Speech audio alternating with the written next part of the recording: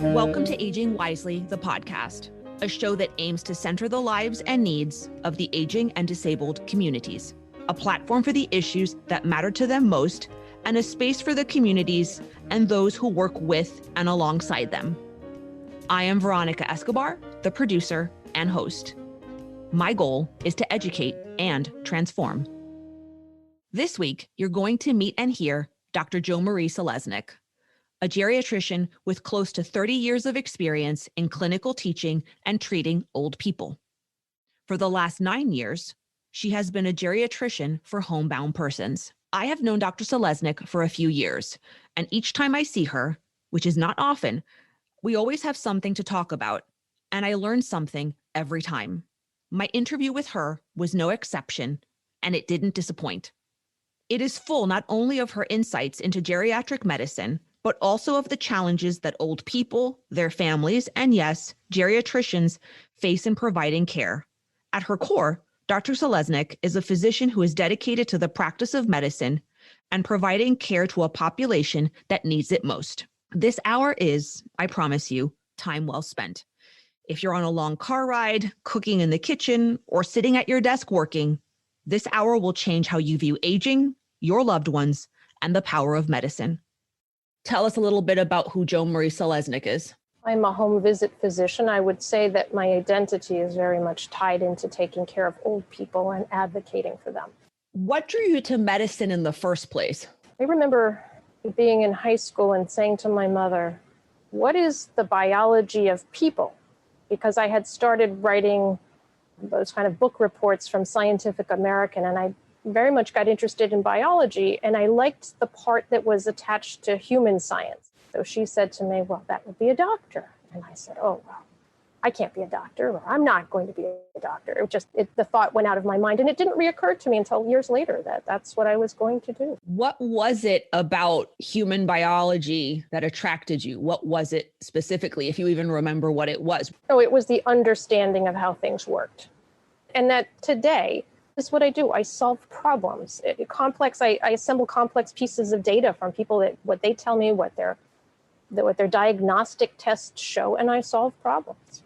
When you were in medical school, had you already decided what type of physician you wanted to be? Yes, I knew I wanted to be an internal medicine physician. I thought in my mind, I was always somebody who was very general, and the kind of concept of primary care, although I probably didn't use that term, that is my idea of what a doctor was. It's somebody who took care of the whole person. When did you shift into geriatrics? I did my residency at the Manhattan VA, and obviously that population is mostly men. And this was in the era of AIDS and HIV. But my favorite group among those veterans were the World War II veterans who were in their 60s and 70s. And that's because they were the most appreciative. It's, hey, doc, thanks, doc. They did what I said. And so I sort of fell in love with them. And I also had a mentor there. There was a geriatrician who came once a month to do a geriatric clinic. And I did a little rotation with her, and she was very inspiring. For the person out there who may not know what it means, what is geriatric medicine? So geriatrics is a subspecialty of either internal medicine or family medicine, and it's a subspecialty because it's limited to an age group, but geriatricians think of geriatrics as a supra-specialty because the training and our knowledge and our practice, we have to know a little neurology, a little psychiatry, we have to be fluent in speaking to orthopedic surgeons, especially for things like hip fractures, we have to be comfortable treating eye diseases, and recognizing skin conditions. So it is internal medicine, family medicine, plus a little bit of the other things that are very common to the care of older people. So a Geriatric Fellowship program, the fellows rotate through orthopedic and through psychiatry. And so they gain an extra knowledge, supra, not a subspecialty. It's larger than internal medicine and family medicine. So it is really specializing in all of the care needs of older people, which are very broad. You just mentioned geriatric fellowships. Can you walk somebody through what a geriatric fellowship is? Because you briefly touched upon rotations, and some people may not know when a doctor is talking about rotations, what that means. When young doctors graduate from medical school, they do a residency. And a track leading to a geriatric specialty would be either family medicine residency or internal medicine residency. So when you apply for a geriatric fellowship, you are either board eligible or already board certified in internal medicine or family medicine. Geriatric fellowships right now vary between 1 and 3 years, depending on the institution. And some larger academic institutions have different tracks. So they are in fact training geriatricians on a research track or a nursing home medical director track or primary care track, so that the fellowships can be 1 to 3 years in addition to the residency in family medicine or internal medicine. What is geriatric medicine like in real life? Because you know that when you're in medical school or you're in residency, things are sometimes more abstract. The thing that's most unexpected is how much we depend on information from others. For instance, in training in medical school and residency, we are trained to talk to the patient and get only information from the patient. In taking care of geriatric patients, we sometimes need secondary sources of information. So we're speaking to family members. We sometimes have to get reports from neighbors. Even though we may not be breaking HIPAA by talking to the neighbor, we could listen to the neighbor. And then we have to get information from home health aides who are not trained, and they have their own filters for data. I have to train a home health aide in how to report something to me, not to put it through their filter of an explanation, but actually just give me a direct report of their observation. So it's more complicated to just get to a simple answer of what's going on. Does that add to the appeal of geriatric medicine? Does that make what you do more interesting to you? The fact that you're like a little detective, what is it about that? Is it like putting together a puzzle and then you're finally going to get the picture and then you're like, this is it? Yes, and you intuitively know how I think. So yes, give me a problem and I want to put all the puzzle pieces together. So yes, you're right. Tell us about your patients. What kinds of people do geriatric physicians see? So my practice is a little different because it is exclusively for the homebound. I'll just give you a general overview of geriatricians in general. Most of them work in academic medicine. So most geriatricians right now are teaching other geriatricians, teaching their piece and teaching residents. So that's where the jobs are. Then, as I've mentioned previously, some geriatricians are medical directors of nursing homes, not the hands-on doctor, but the administrative. And then there are very few geriatricians in private practice. So I would be in that subgroup, but then I'm a subgroup of that again, because I don't have an office. So I work in a home. My patients being found is really defined as requiring extraordinary effort to get out. And that would be a physical effort to exit the building because there are stairs, a physical effort to exit the building because of the equipment needed, like a wheelchair, inability to travel on public transportation, inability to sit in a car for very long. And the other one that people don't think of, but that I hear from families all the time, inability to wait in a doctor's office. You know, in anticipation of interviewing you, I did research into geriatric medicine and the absolute lack of geriatricians in this country. According to a study that came out a few years ago, I think it was 2017, 2018, in order to make up for the shortfall of geriatricians now and to meet the demands of the aging population, you would need 33,000 geriatricians by 2025. That's not going to happen.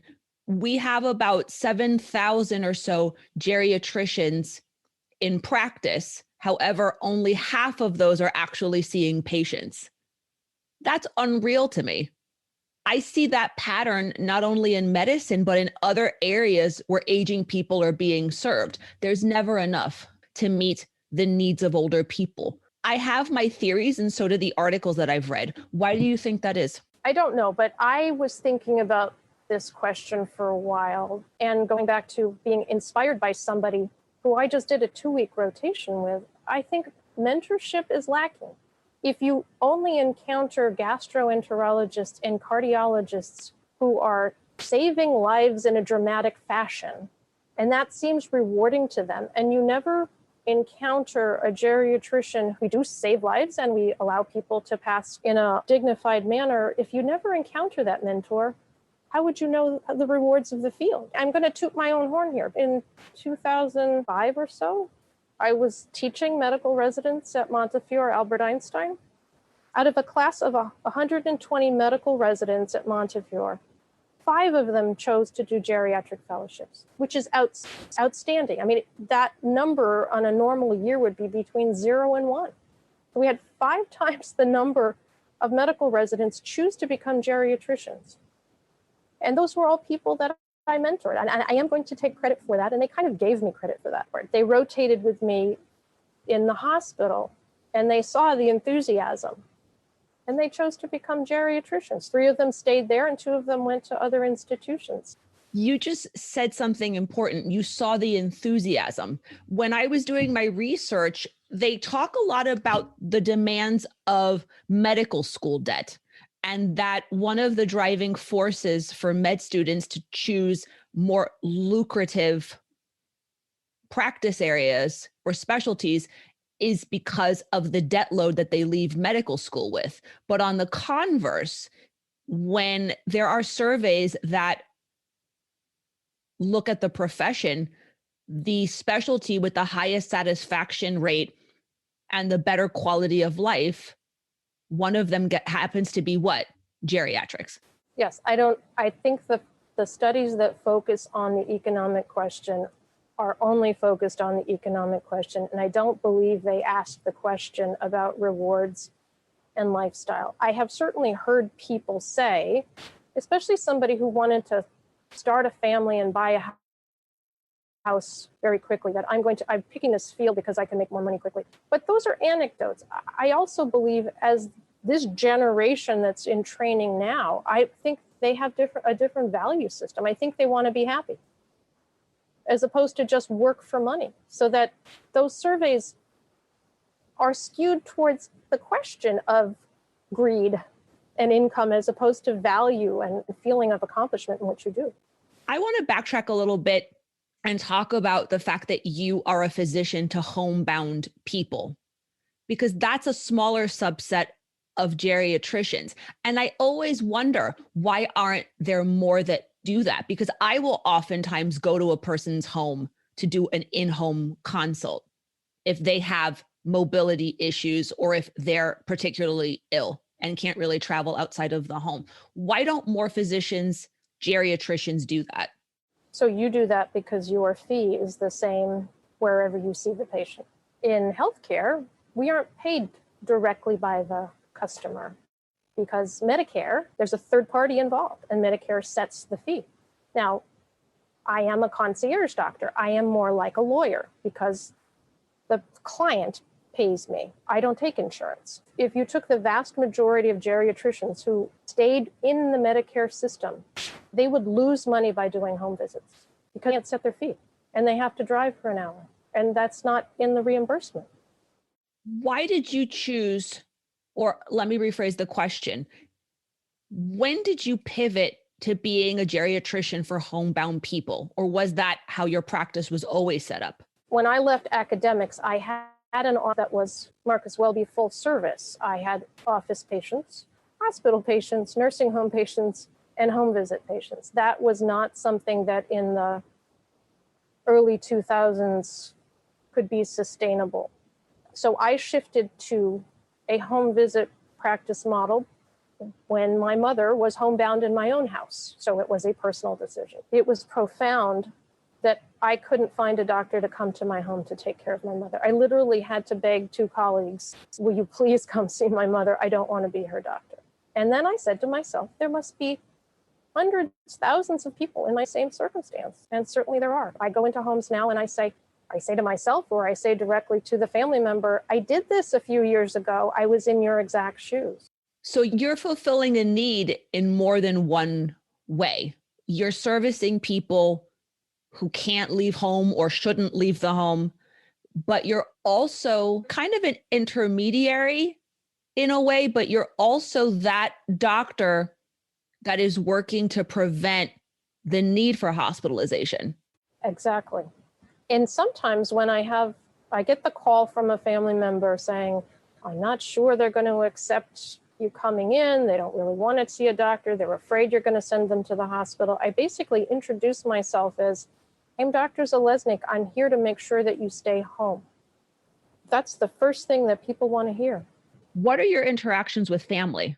I think they're probably equivalent to that of my direct patient interaction. They have to be. The caregivers, family members, and paid caregivers and informal caregivers are part of a network that's necessary to take care of anybody. So I have to be communicating to them. I have to be double communicating, speaking directly to the patient, giving instructions to whoever is caregiving for them, telling them what to look out for, what to expect. So I looked at your website as part of my preparation, and you used an interesting term that you're a coordinating physician. Can you explain what you mean when you say that? Well, as you personally know, I make referrals to lawyers. When I see a need that something is going to impact the ability to have care in the home and that needs a lawyer, I would make a referral to a lawyer. I would even call that lawyer and say, this is the situation. And then, of course, the confidentiality things. At that point, I coordinate with other specialties. I don't just say, go to your gastroenterologist or call your ophthalmologist. I actually do that. I make recommendations for things. If I see a home health aide who is not doing their job appropriately, I call the agency or I tell the family that this person should be retrained or replaced. It's not just dealing with illness medications and physical exams and ordering tests. It is the entire care situation. Otherwise you can't, it's not just the medical that allows these people to stay home well. I personally like the fact that you have your eye on everything, not only their medical care, but the other types of health care that they're receiving. If the aide isn't doing their job, they're not doing you any favors, and they're certainly not doing your patient any favors. If there's a social worker involved, or if the person needs a social worker, you would be one of the people to sort of point that out to everybody else. They need more coordination of care. There might be more hands that are needed in order to allow that person to remain aging in place, which coincidentally is one of my favorite topics and is my next question. When I first met you a number of years ago, it was the first time that I had understood that even people who are acutely ill, who have acute long-term care conditions, can actually stay home. I didn't know that you could get a respirator for somebody at home. I didn't know that you could get hospital type equipment so that someone could age at home even if they're sick. But I also know that that isn't easy to get. So can you explain a little bit about how a doctor like yourself can set up a patient to age at home, even when others would say they shouldn't be home? So we'll start with the example of somebody who has unlimited resources. They have assets and income that are never going to run out in their lifetime. They can stay home. That's easy. Everything can be done as private pay. If you go down a notch and say, well, this family has assets and energy, it's not just the money, but you have to go get it and you have to learn to operate it, that allow them to afford some of this and some can be paid by insurance, then I have to know what part Medicare does and does not cover. And whether the hospital bed that Medicare covers is the lowest quality. Maybe you want to pay for that because it's an important piece of equipment. So that I have to know, for a family that does not have unlimited resources, how much value I can get out of what Medicare covers. And then I would be doing the paperwork to justify the need for Medicare to pay for that, and other things would be paid out of pocket. So I come up with limitations all the time where there is something that would be fabulous to have at home for everybody's ease and for the person's health, which Medicare doesn't cover and they can't afford. When you ask me how I keep someone at home, if there's something that they need that Medicare doesn't pay for, that the family can't afford, then we can't get it. We have to make do. This is a very individualized situation where I first have to understand the family's resources. I already know what Medicare does and doesn't cover. But that's where elder law comes into this as well, because we have to talk about financial planning for what someone who has a chronic progressive illness who will need something in the future, and we have to budget for that, or make sufficient resources available for the spouse to live, but also provide for the ill person. That's where elder attorneys and elder physicians work together. So that the earlier they call you and me, the easier it will be to maintain someone at home. I have to know what insurance covers and doesn't cover, and the quality of that, let's say, piece of equipment. But the family, I also have to know the family resources if they can or cannot afford to pay for something a little bit extra. When you talk about resources, how important is manpower, meaning having family available to act as caregivers and caretakers? How does that change the dynamic in any way? I can think that the households that I have now who have more than enough hands-on care are doing the best. There's nothing more important than both the people who are physically dealing with the care needs, whether it be incontinence care or feeding, skin care, human interaction, and also the supervision of those people, which doesn't have to be on site. That's the best. If somebody is old and sick and they don't have people to physically care for them, they're not going to do well. And that's what leads some people to have to go into nursing homes. And the government, the New York State, doesn't want people in nursing homes. So that's where the managed long-term care came into place. If you want an anecdotal story about that, we could diverge onto that now. Go ahead. I love anecdotes. I love stories. Go ahead. I recently was called by a daughter for a patient who is on managed long-term care. She wasn't doing well. She could no longer get out to her primary care physician. I called that primary care physician to get some background in addition to what the daughter told me. And when I walked out of the home and I wrote my note, I wrote that she has 12 hours of home care a day. And I sent my note to the daughter and she said, no, my mother only has 6 hours of home care a day. Because the issue at hand was getting her more home care. And I could not believe that the managed long-term care company wasn't already providing 12 hours. And this woman had bed sores, pressure ulcers. So I was, at that point, talking about being a coordinating physician, writing letters of advocacy to the managed long-term care company saying, this woman needs 24-hour care. Not only does she need 24-hour care, she needs 2 shifts. And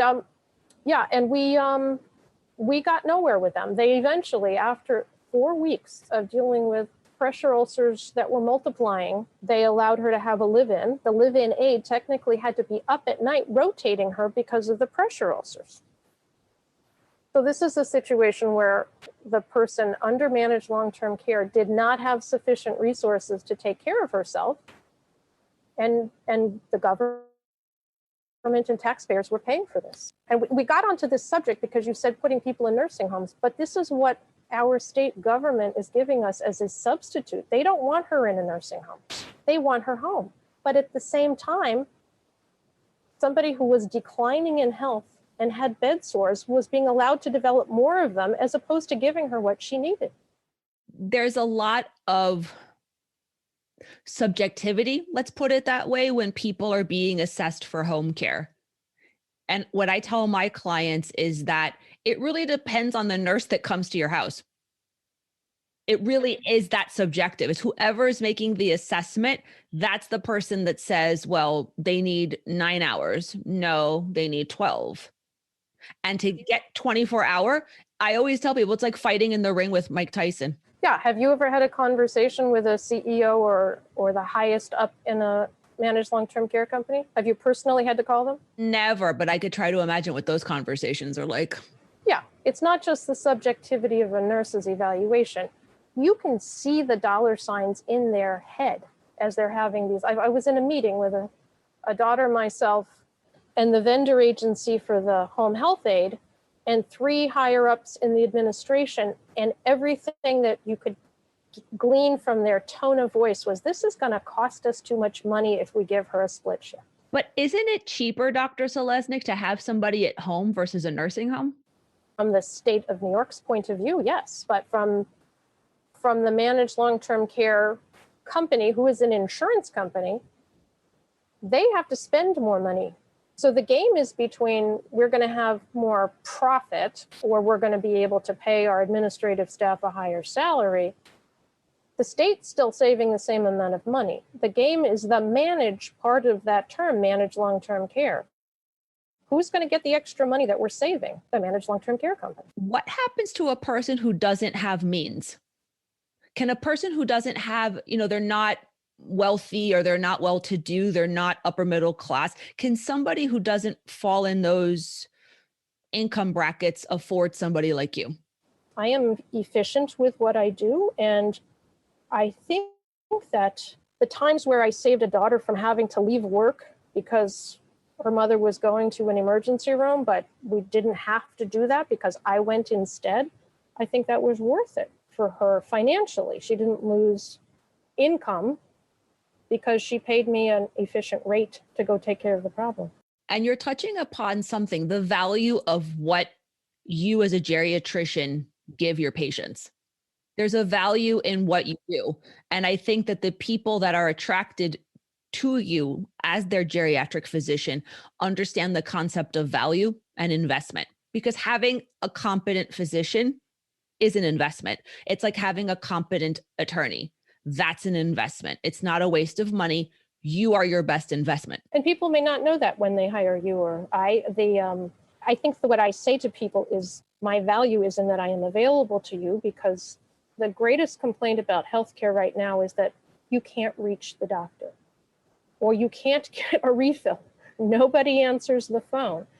So I pick up my own phone and they don't have to call 4 or 5 times. They can get it taken care of in one day. Do you still teach? I don't. And I miss that. Because I wanted to ask you questions about that. Earlier I had asked you questions about why more medical students aren't going into geriatric medicine. And since you have taught, having been a clinical professor, what did you learn from the inside? Is it something that's coming from medical school itself? Are they not teaching med students what they need to know? So right now, I don't know what the medical school curriculum is like. There are certainly medical schools who are innovative and giving students clinical experiences as opposed to just textbook experiences, but I don't have a current knowledge of what the medical school curriculum is. I can tell you, and these examples are so clear in my mind of the last time that I did students to homes with me.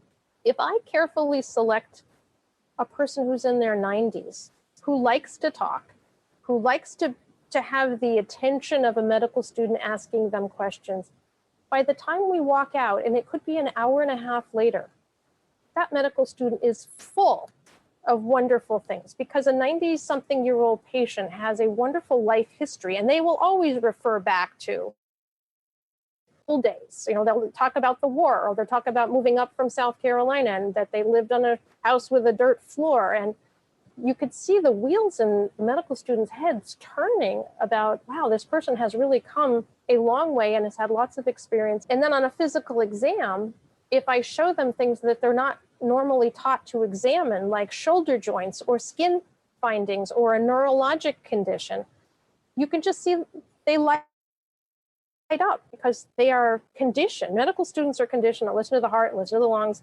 and the other stuff they forget about, or it's not emphasized. So if I go into a home of an old person, they are rich in history, and some of that history is related to health, or some of that history is just related to being an interesting person that I would love to take care of. And then they also find all these, that person may have 20 different diseases detect on a physical exam without CAT scans and blood tests. A physical exam is a very interesting thing for a medical student who has a patient before them who has a lot of findings. It's like why we went into medicine in the first place, the science of it. And I'm going to pivot a little bit. What concerns you the most about the care of older people these days? That they're not valued. I can tell you if one of my patients ends up in the emergency room or admitted to a hospital, that The conversations that I have with the physicians taking care of them are, we don't need to do this, and what difference does it make? And I'm not saying they use those words. It's the meta message is like, I shouldn't make any effort here. This person, they're old. It's as if old, which I don't think of as a negative term, means used up and no longer useful to them. Correct. Yeah. And it's interesting that you say that, because we're living, as we're recording this, and probably when it's released, we're living in the age of COVID-19. And we could do an entire episode on the basic massacre of old people that happened not only in this country, but across the world. And the fact that, faced with the prospect of giving an older person a ventilator to live, hospitals have made the choice to say, nah, you're not going to get one. You're not going to get one because, you're 95, put you out to pasture, you're done. And that concerns me as well. From my perspective as an attorney, when I'm looking at the issues that older people face in their own planning, in long-term care, the care that they receive, the vast inequalities that exist within the current models of nursing homes and assisted living facilities, it's almost as if older people are an afterthought, and they shouldn't be. I think that older people are tremendous teachers. It's a societal view that they're sort of an afterthought, that their best years are behind them, that they don't have anything to contribute, when it's anything but that. I think that they are tremendous teachers. I think that they are just like you and I. They want to live. They want to do things. They want to socialize. They want to experience. But a society, we just kind of want them to sit still and just be. Now you're speaking from a societal view. You were speaking, yes, right. Mm-hmm. And that's sad because, and I've used this term in multiple interviews thus far, like, I'm not Benjamin Button. I'm not aging in reverse. We're all aging and we're all going to get there. And so it gives me a lot of pause to see how older people are treated, because it's sort of looking into the future, and I don't like it. It's scary. Well, my population of the homebounder is the ultimate example of an invisible demographic.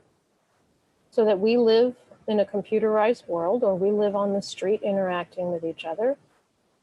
And if you pass by buildings in New York City, there are a big building, there's dozens, 100 old people living in there who have limited ability to get out. And many, many of them would love to have someone come in, would love to have someone to talk to.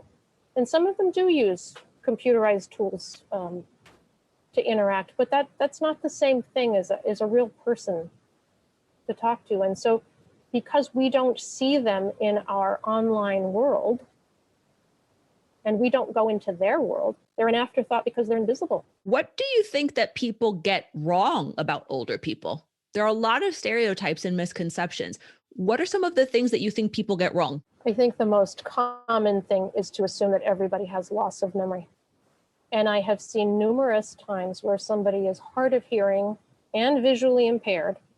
So you're having a conversation with them where someone, not me, having a conversation with them where they're not speaking directly to their face. They haven't assessed whether that person can hear them. And because they're not getting an answer that's within the range of expectation, they assume the person can't process the question.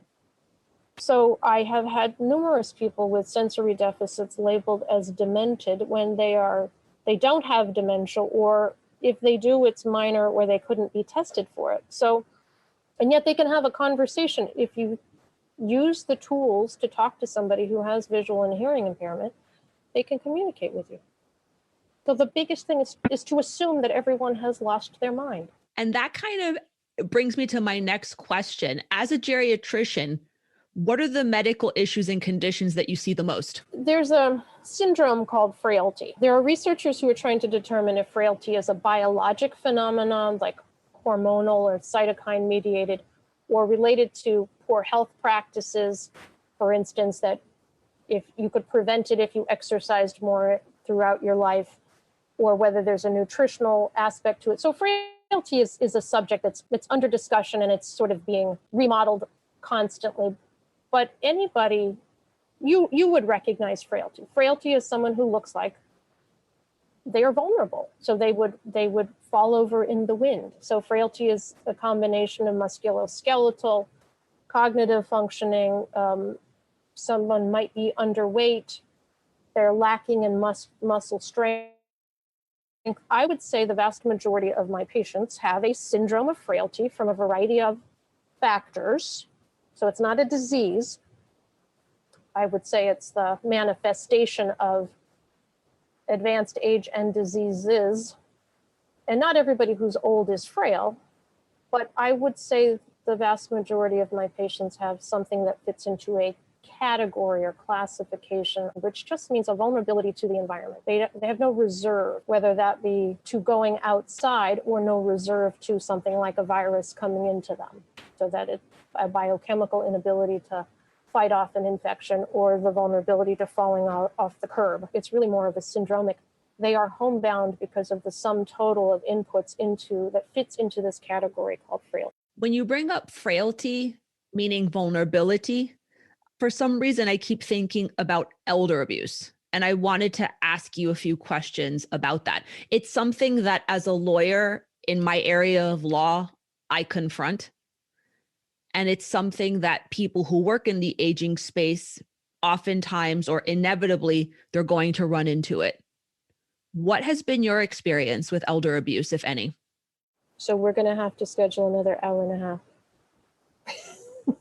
So I know we don't have another hour and a half, but could you tell me, based on your experience, what is the most prevalent form of elder abuse that you've seen in your practice? I don't separate elder abuse from elder neglect because I don't think there's a gray zone here. But if I was to say to someone, if I was to point my finger and say, you're an elder abuser, they would be offended. And they'd say, oh, well, I've been a little neglectful. So I don't tend to do that because you're going to get nowhere with identifying an elder abuser, identifying or calling them that to their face. But the most common form of elder abuse I see is being the responsible person, but not making sure the needs are met. And that could be not giving them their medications appropriately. For whatever reason, it could be a misunderstanding of how the medication works or how important the medication is. And it could be as simple as for something like constipation. I have aides and family members who withhold medication for constipation, and then what's going to happen? That's not a good outcome. The other aspect of not meeting someone's needs is enough care or not supervising care that is provided by paid caregivers. So that to me, the most common form of elder abuse is not evaluating the needs, not having goals, and therefore taking the responsibility to see that the needs are met.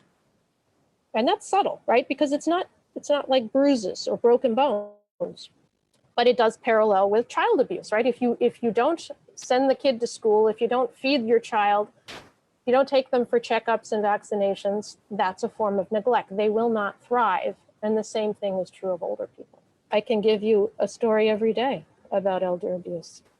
From all of the experiences that you've had with elder abuse as a physician, what have you learned? That it is prevalent. How prevalent? It's nearly universal. That's kind of scary.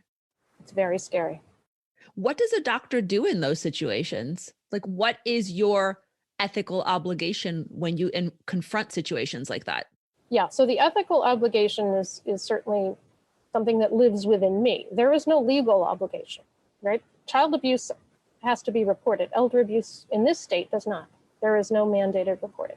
Which is very, considering my background, having worked in child abuse and neglect litigation when I was a baby lawyer, that blows my mind. That it blows my mind. And that we have mandated reporters for child abuse and neglect, but we don't have mandated reporting for elder abuse. So one reason for that is because who's responsible for this person? Parents are responsible for their children. Children are not responsible for their parents, so they can't be held to account. In addition to which, our society does not have the wherewithal When I pick that word on purpose, I don't know if they don't have the resources or don't have the interest, but they do not have the wherewithal to solve elder abuse. They don't have a solution to it. What are we going to do? Pull someone out of the house and put them in a nursing home? My approach is to look at the individual situation, not make an immediate judgment, but sort of have a tick in my mind that this doesn't seem right. Make sure that I have enough experience, that I do enough listening and listening to others before I make a conclusion. And then to attempt to solve the small things, like making sure there's medication compliance, or making sure there's access, or making sure someone is actually taking care of the pressure ulcer correctly as opposed to putting home remedies on it. Making sure that somebody spends a few $100s on a mattress so that the person doesn't develop another pressure ulcer. And then I see what the response is, so that dealing with elder abuse it's not an event, it's a process. And there are times, twice in my recent career, have hired an elder attorney to make a guardianship petition. And sometimes you have to do that. Sometimes you have to do that because you're trying to save a person or protect a person that can't protect themselves for whatever the reason. That ends poorly for everyone besides the allegedly incapacitated. It ends poorly for me. It ends poorly for whoever's control was taken away, and all of the people around them. And it's very sad. One of the other things that I wanted to talk to you about is end of life. Because again, back when I first met you, and I'll tell people a little bit about the circumstances, I'm in a study group. A lot of elder and special needs and T&E attorneys, we belong to study groups. And you were invited by one of my colleagues to talk about end of life and advanced directives. And you had a really interesting perspective on the healthcare proxy and what end of life means and what it doesn't. And I'll never forget this, that it's hard for a person to know what the end of their life is before it actually happens. And so when people execute advanced directives or a healthcare proxy, and they say, well, I don't want to be resuscitated because of this, this, and the other, when it actually happens, they may hold a very different opinion about what end of life means and what they want to happen. So as a geriatrician, can you talk a little bit about end of life and what that means to somebody in your position? You said people may basically change their mind when they're in a different circumstance, which is true. You would have to be clairvoyant to be able to say, I see myself with this disease. I understand how this disease affects my body, my prognosis. I understand what medications are and are not effective for it. Therefore, nobody can. A layperson can't do that, and a physician can't do that. As a physician who is taking care of somebody whose bodily functions I completely understand, I have some sense of what their cause of death might be. I can understand what medical science in the current could do about that. And also not just being alive, but could that person recover to a state of health that is acceptable to them? So whether you are alive on a ventilator but cannot eat and cannot speak to your family and are staring at the ceiling in a nursing home is not necessarily a successful resuscitation attempt, although it is for some people. So that advanced care planning is a roadmap. It should be hard and fast about that. So when you said, I have no use for, or what I said was, I have no use for living wills, because there's three categories, and I don't know who decided what the living will template should be, but it is certainly not based in medical reality. They're not statutory. So the only statutory advanced directives out there are the power of attorney and the healthcare proxy. And now we have to clarify that, because we're talking about New York State. There are states that have living will statutes. Correct. So I will clarify that. Some states have living will as a statutory legal document.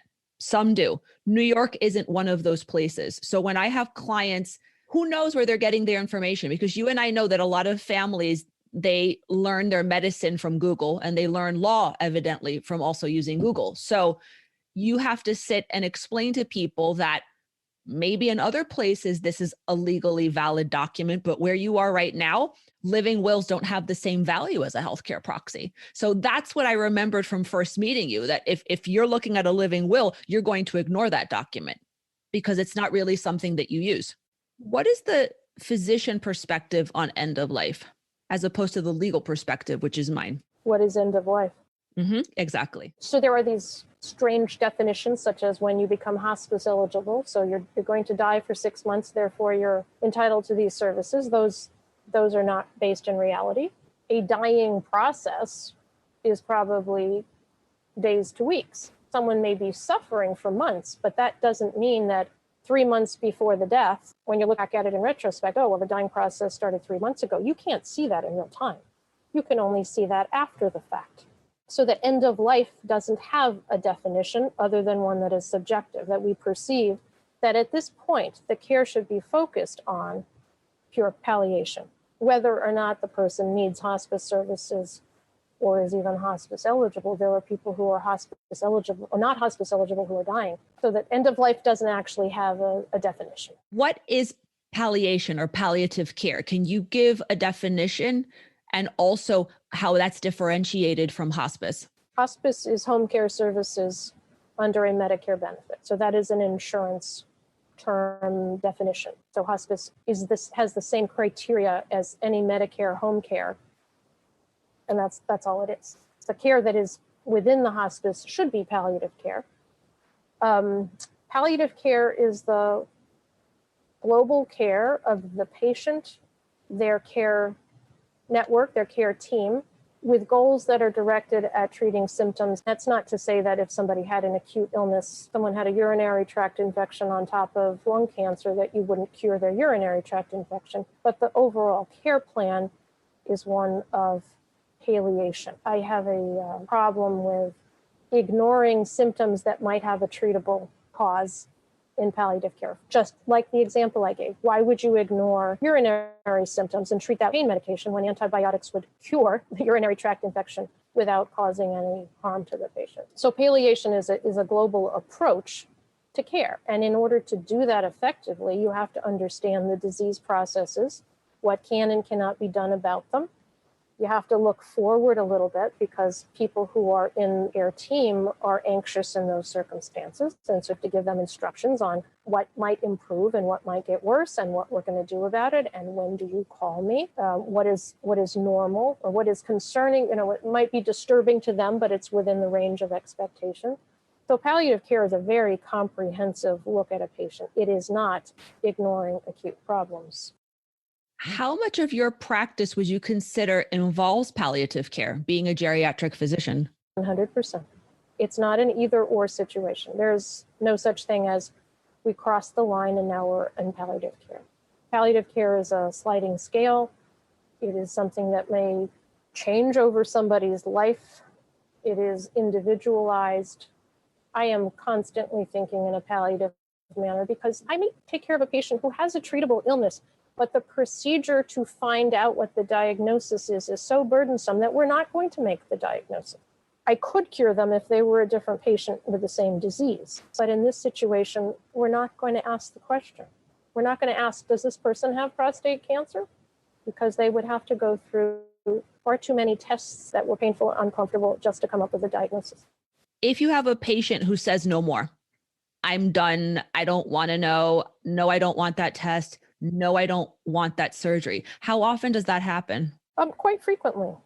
But so your question is wrong because nobody is done. They all want to be cared for so that my job is never done.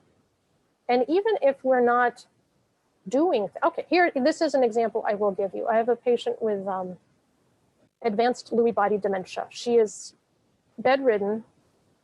She has a lot of joint contractures that do cause pain.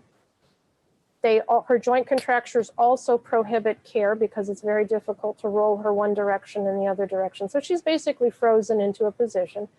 She opens her eyes. She occasionally has some utterances that are in the real world. She accepts food. Putting her on plain old Tylenol made her stop moaning. So that's palliation, right? I don't know what I'm treating. I assumed I was treating her joint contractures. And the family was assuming that her moaning was from an emotional disturbance. I said, well, let's give her some mild pain medication and see if the moaning goes away. And yes, it did. So I was there for her flu shot. Now, was the flu shot palliative care? I think so, because it's preventing an illness. It's not non-burdensome. It's preventing an illness that would cause a lot of suffering. So I gave her the flu shot, and I said to her daughter-in-law, you know, as long as I've known her, we've never done any blood tests. And she waves her hands and says, no, no, no, no blood tests, because they don't want to know. So here's a situation where I'm providing primary care, right? I'm vaccinating a patient. I am addressing a symptom of moaning, assuming that it's pain when she can't say that. Happened to be right about that. I was managing her constipation. I'm managing her diet. Those are all things that are promoting her health. And yet none of them are going to cure her Lewy body dementia. And I don't know what the family would do if she got pneumonia. So this is where we are now. This is why I say palliative care is a sliding scale. Let's say I get called tomorrow and she has a high fever and a short of breath, and they do let me do an x-ray, and yes, she has pneumonia. I don't know what they're going to say. And I have to be okay with not treating the pneumonia, and I have to be prepared to treat the pneumonia with some liquid antibiotic because she can't take pills. So that's why it depends on the circumstances. And that's why palliative care is a dialogue. It isn't a thing, it's a relationship. I think that case was a perfect example of all of the aspects of, I'm still taking care of her.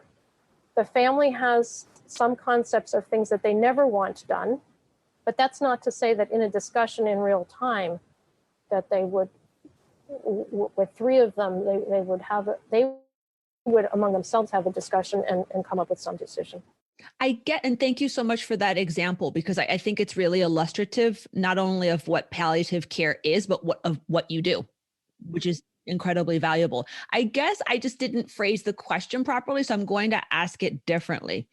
Have you ever been in a situation where you have a patient who's, I guess, well enough to say, doctor, I don't want you to do this, I don't want you to do that? Or does that never happen? When they say to you, when I said the word done, I mean, have you ever had a patient say, this is what I want you to do, this is what I don't want you to do? Like you just alluded to it a few minutes ago, and they said, no blood work. Absolutely. And the misconception is that palliative care means you do nothing, which is why I corrected your language, because I am in conversations with resident physicians in hospitals who think palliative care means roll the person into the corner and don't care for them.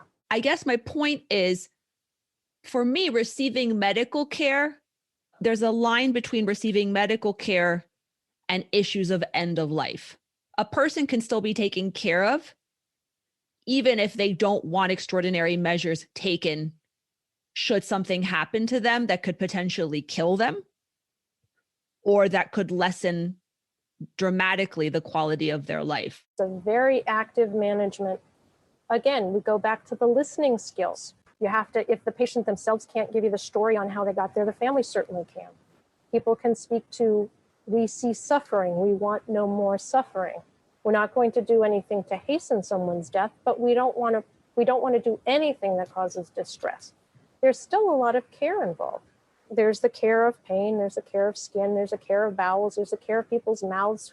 There are things that are just about human dignity that really are missed in thinking that those are not medical.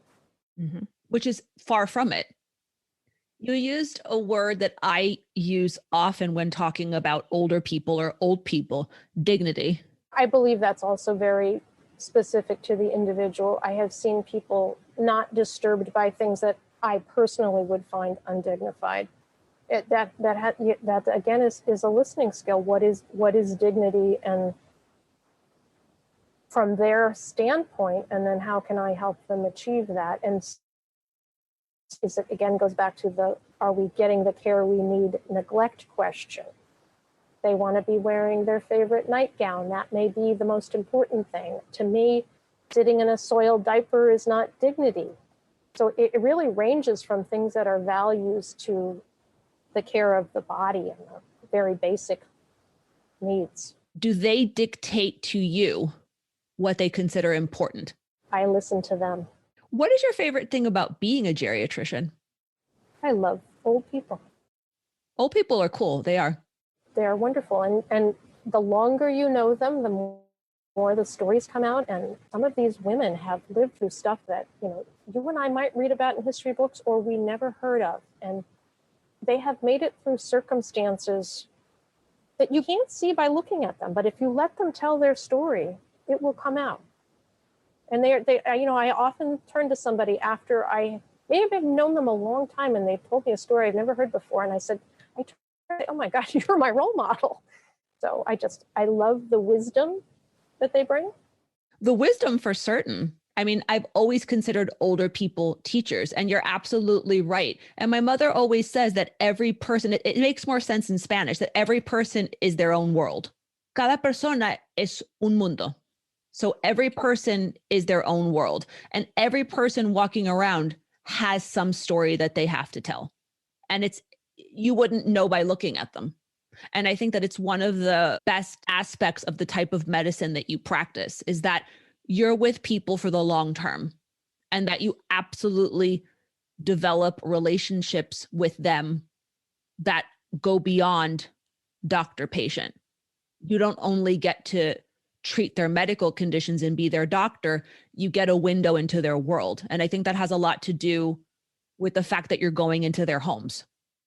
Absolutely. Going into someone's homes is definitely a window into everything that's going on and not going on. And also I'm on their turf, right? My behavior, it's the tables are reversed. What do you think is the most frustrating aspect of geriatric medicine? I don't think the practice of geriatric medicine is frustrating. I think what's frustrating is a societal view of old people and my not being able to get people what they need, some of which should be, the entitlements for Medicare should be changed to things that really are centered in activities of daily living. Like if you think dental care and eyeglasses, if all that stuff's not covered by Medicare, that makes no sense. I know Medicare is a historical statute, or the way that was developed is so archaic at this point that it really needs to be reevaluated. We would achieve a lot as society if we put together panels from all disciplines and all across the country to say, what should Medicare cover? And change that to things that are really very important, because people all the time, I'm sure that comes up for you in discussions, that you're telling someone that's not part of Medicare. This is part of Medicaid. And so if we change those simple things about what the government should pay for, we would do people a lot of good in health and quality of life. And you touched upon something that I think is important. You know how I said that every person is their own world? I think every profession and specialty is their own world. And I think that that's problematic when there are professionals who are addressing the needs of the same exact population. So geriatricians work with old people. Part of my practice is working with old people. There are social workers who work with old people. There are other professionals that work with old people, and we confront oftentimes the same issues, but we're confronting it from our vantage point based on our education and our professional experience. So what would happen if all of those professionals were in the same room? We would have a terrific synergy and we would get something solved. Amen to that. And I'm hoping that someday, maybe I'll be involved. I think so, that will happen. I do think that there needs to be multidisciplinary approaches to aging. You talked about the problems that older people confront when they go to emergency rooms. They're now developing specialized emergency rooms for older people. What would make a geriatric emergency room different from a quote unquote normal one, or one that caters to all age groups? Well, it's a sensitivity to the communication needs of the patient. It's not putting the food tray down in front of them and expecting them to feed themselves. It's a place that isn't as noisy and raucous, where you're not putting the old person next to somebody who's withdrawing from drugs in the next bed, so that it's a kinder, gentler place that's really suited to their needs. Who is your all-time favorite patient and why? I'm going to pick Ruth right now. Ruth is 96. She was born in South Carolina. She is a Black woman who was raised in a rural area. I think she was the youngest of probably 7 children. And her stories about her early years and what doctors did were fascinating to me. She emigrated to New York City and got some certification in nursing, although I don't believe she reached the RN level. She had a boyfriend she didn't marry him until they were in their 80s. I think there was a marriage in between, but anyway, he was the love of her life that she eventually hooked him in the end, but they traveled all over the world. So here was a woman who brought herself up from the most basic poverty and lives in a lovely neighborhood in New York City and is comfortable and worries about her health and comments about her aids, and she's a wonderful storyteller, and I admire her as a person and her accomplishments and the fact that, she is cognitively intact at 96, 97, cognitively intact. Yeah, this is the person I bring the medical students to, if they have enough time, because her stories will go on for hours. Those are the best people, the older person that likes an audience and then can just hook you into a story within seconds. That must be so much fun. What has all of these years of being a geriatric physician taught you about being a geriatric physician? The most important thing I need to do is to help incremental change so that I am not in the circumstances that some of my patients are in. So it gets back to our concept of assembling teams of different disciplines to talk about what's broken, what we can rely on the government for, what we have to rely on not-for-profit organizations for, how people have to be taught to plan for everything. We need to change the world so that you and I, when we are older, because now we are at some degree of old and we will become older, which is not bad. We want the world to be a different place. My experiences inform the fact that the future needs to change. As always, I want to thank my guest, Dr. Zeleznik, for her time and expertise. As I worked on editing the episode, I listened back to it multiple times, and I took away something different every listen. I hope you do too. If you want to learn more about her and her practice, you can go to comprehensivegeriatriccare.org. Thank you for joining me on another episode of Aging Wisely, the podcast. As always, I would like to acknowledge Adam Galchis and his family band, The Waffles, for my theme music, and Sonorous Lab for their sound design and engineering. If you like my podcast, please subscribe. You can find it on Apple Podcasts, Google Podcasts, Stitcher, Spotify, Amazon Music, or if you spend time on YouTube, the podcast has a channel by the same name where you can find the episodes. If you'd like to learn more about the podcast, you can go to agingwiselypodcast.com and look around, listen to this and prior episodes, and even better, subscribe to my newsletter. Every 2 weeks, news you can use, resources, and the transcript to the current episode straight in your inbox. And if you like this episode, I would love a review. And if you enjoy the podcast or have benefited from it in any way, please let others know about it. I would appreciate it. Join me for another episode in 2 weeks. Bye.